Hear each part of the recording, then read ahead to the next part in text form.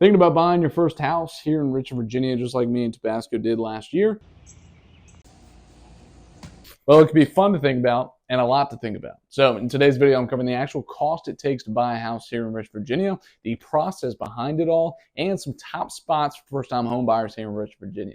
So stay tuned. Now let's talk about the cost of buying a house. It is not cheap to own a house, especially in 2024, and how unaffordable it is to a lot of first-time home buyers for getting into the market. Keep in mind that it's on a lot of people's to-do list to purchase a house, and there's not a lot of inventory out there, so it could be costly trying to compete with other people. One thing to remember, it's also not a race to get in the house, and your finances are your finances, meaning that we don't want you to be house poor entering a house at the top of your budget and then not have a lot of money or any money left over for any furnishings of that house. That said, let's take a look at a typical real estate transaction as a buyer and what you're actually paying. Now, let's look at your down payment. It could be as little as zero money down on some lenders and programs and stuff that's out there, but I would say the minimum is around 3.5 to 5% down on a property, up to kind of that minimum standard number that we hear is 20% down on a property. Now, if you don't have 20% down, that's perfectly fine, but just acknowledge if you don't have 20% down, you're most likely going to be paying private mortgage insurance. Is just a security interest payment that goes to nothing other than just securing. Since you don't have a lot of equity in the property, the lender is going to charge you an extra amount just to secure their loan since they are lending you the money. If you don't have 20% down, you will have a bigger loan to value on the property, meaning that you are going to, on the life of the loan, pay more than somebody that is putting 20% down because you are getting a bigger loan and therefore paying more interest over time. Now, I would recommend saving about 10%. Why 10%? Well, 10% is a great number where you can cover that minimum on a lot of loans with a 3.5 to 5% down and also have some money left over in case you did want to put more money down, or if you do find a house that is competitive, you have a lot more wiggle room around with moving numbers around and taking some of that down payment into competition play to be able to secure that house, meaning competing against other buyers looking to secure that house. As Richmond, Virginia, as we're recording this video here in June 2024, is still a very competitive market for a lot of first-time home buyers. For this example, let's say you are looking at a home that is $350,000. The 10% down payment will be $35,000 saved to enter the property with a 10% down. Now, second cost is your closing cost. This is outside of your down payment. This is more money to bring to the closing table on top of that $35,000. Something that's very overlooked is that closing cost, which could be up to about 2.5 to 3% on top of your down payment to cover lending fees, settlement fees, taxes, insurance, escrows, surveys on the property. Maybe you're paying your lender back for the appraisal that was done on the property. There's a lot of cost associated with bringing extra money to the closing table on top of your down payment. You have that down payment of 10%, which is at $35,000, plus your closing cost, 2.5 to 3% of the cost to cover your butt. That's another $10,000 additional I would have saved to cover everything closing cost wise. So now you're sitting at about a $45,000 savings to enter into a $350,000 property. Now, if you're buying a house after August 2024, think about a potential cost to cover realtor expenses. Now, if you haven't watched my video previously talking about the NAR settlement, the National Association's Realtor Settlement, and what changes that might bring, we are still waiting for that to actually be settled here in June. We're also actually waiting for what that actually will look like in today's marketplace. But there is a chance where buyers might have to now, on top of your down payment and on top of your closing cost, pay a real estate agent to help you in the transaction. So keep that in mind. Put a link in the description below to kind of bring you to that video if you missed that or kind of want a full recap of that. Just be aware that if you're buying after August 2024, that change might happen and you might have to upfront the cost for a real estate agent on top of everything else. That's about it for the cost of buying a house. Of course, you also have your inspection costs, but that's paid through the deal. Typically, inspection costs about $500, but it saves you a lot of money if you are able to get an inspection in today's competitive marketplace and able to negotiate some of the repairs for the seller to do or give you some money back towards your closing cost for you to do later on. So that is an extra expense on top of your closing costs. Talking about the process, there is a lot to understand when it comes to the full process breakdown. If you are interested about potentially jumping into the home buying market as an investor, as a first-time home buyer or anything, or maybe you have some properties that you want to sell, let me know. I'm happy to do a free consultation with you to kind of understand the plan in place to make that goal a reality. But to start that process, for a short preview, if you want to start talking with an agent and lender to understand your finances and understand the process a little bit deeper and how it adapts to your criteria of what you're looking for. I know it might be scary to run finances, talk with a professional, but it is one way to fast track those thoughts to reality. Biggest mistake I see before first-time homebuyers is not understanding the process and not talking to the professionals first. A lot of times people see properties on Zillow, they click, hey, I want to see the property, and then they understand, wow, I wasted my time because I can't even buy a house for the next year. I didn't know how competitive it was. I'm with this random agent that may or may not know what he's doing, and I have questions and so many questions, and the agent's not giving me updates on what's going on and all that stuff. Slow down to speed up. Have the talk, spend the 30 minutes with an agent like myself, uncover a few criteria, what today's marketplace has on hold, and then go into actively searching for houses. You're going to save yourself a lot of time knowing your place in the marketplace before you actually enter the marketplace. Once you do find a house that you like, that agent hopefully will run through that 10-page purchase agreement with you and explain everything that you might need to know, and explain the details on how competitive offers win and what competitive clauses, terms that we can put into play that win us the property against somebody else. Negotiation. An agent, good agent, will negotiate against other buyers in the marketplace and let you know what it takes to win that property against other people looking and making offers on that property. Another good agent, if there is a property that you are offering on that's maybe been on the market for a little bit, you want to know how much you can negotiate down. They're going to be in your best interest to negotiate for you. So part of the process is picking a good agent to negotiate for you. Now, once you do get under contract with a property, say you win the property, yay. A couple things to note is you have your earnest money deposit. Your financial skin in the game. It's the check that you put down on the property saying, I am securing my spot in purchasing this house. Typically, that's 1% of the purchase price. So up front, you have to pay $3,500 and put in escrow, a separate account that it later gets applied to your down payment or closing cost. But it is an upfront cost that you say to the seller, hey, I'm determined to buy this house. Here's a $3,500 check, and I'm going to put it up in the air. If anything goes sour in the deal, and I get cold feet and I back out, I may lose that money and the seller may keep that money.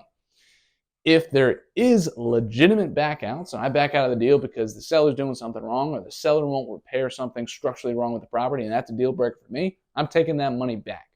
So there are legitimate routes to get that money back, but just acknowledge that if you purchase a house and you get cold feet and there's no reason to back out and you don't have a reason to back out, you may be entitled to lose that $3,500. Second is to book your inspection. If you're lucky enough to get an inspection, you will pay for your inspection and book that as soon as possible. Typically, you have about 7 to 10 days to do the inspection and send the report to the seller with your requests or your request to have money back toward your closing for some of the items that are wrong with the house. A good agent will have recommended inspectors to use, and they will go through the property, 2 to 3 hours, top to bottom of the property, figure out everything that's wrong with the property. Now, once that's done, you're going to get that report that you later send to the seller, and you're going to say, hey, I want this, that, and that, and the other repaired for the property prior to closing. Seller might come back and say, hey, we'll repair this, but we're not going to repair that. Once you send that initial report to the seller and ask for any kind of repairs or credit back to your closing, you would then have 7 days here in Virginia, or whatever's kind of put in terms of the contract, to come to a conclusion on what the seller is or not going to repair. If a seller is not going to repair something that's dire to you and you guys can't come to an agreement, you can then back out of the contract within a 2-day period after that 7-day negotiation period is up. Third thing is picking out your lender and your settlement company. So a lender is the person who you got pre-approved with prior to searching for houses. That pre-approval, you are not married to that lender at that point. It's only when you get under contract is when you actually put the marriage certificate together and say, yes, I am working with this lender. Because once you initially get under contract within a standard Virginia contract, you have 7 days where you can still shop around with different lenders, different rates, and negotiate kind of on all that before you actually have to formally apply for your loan.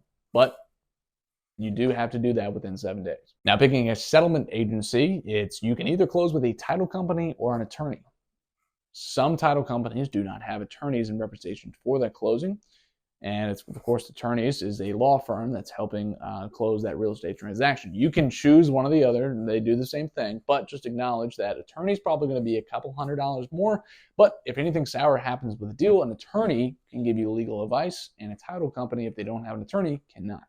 Now, next up is the appraisal. It's the bank, since you are getting a loan on the property, coming out to the property and saying, hey, we're giving you all this money. We just want to make sure that you're making a good financial decision.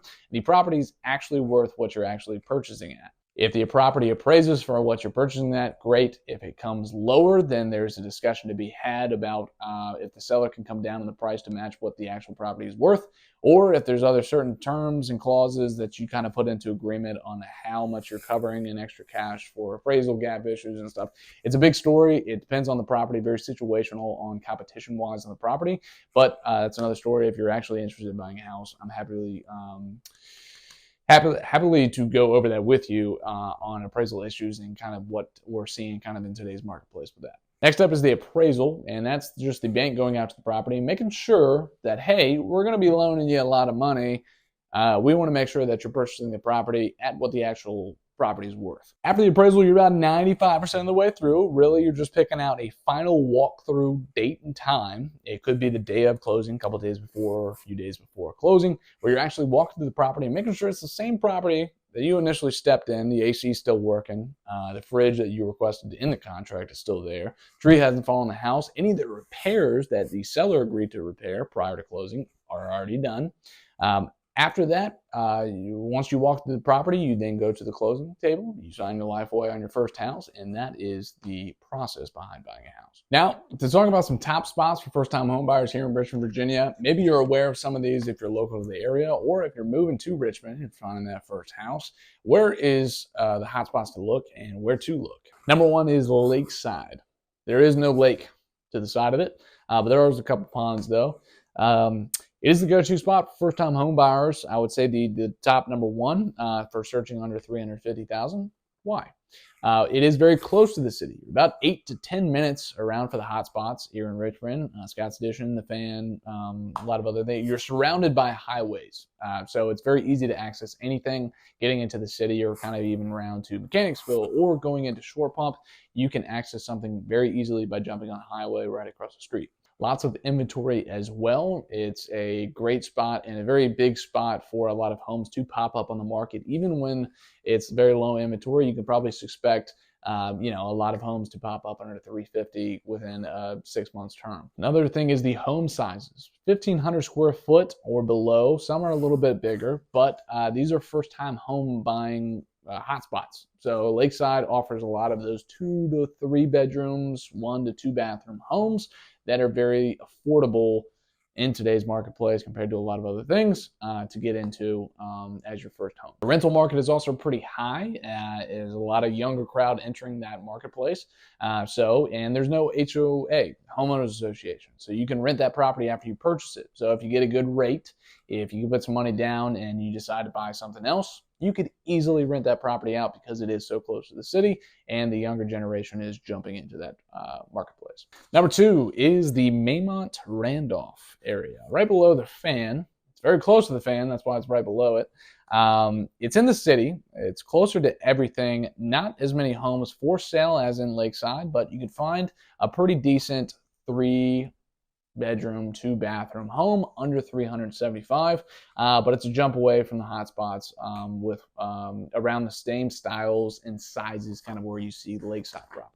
Midlothian Chesterfield is the third one. Absolutely massive amount of inventory south of the James River that is very overlooked sometimes. If you are north of the river guy like myself, it can be hard to make change, but you get more bang for your buck, and there's a lot more options out there.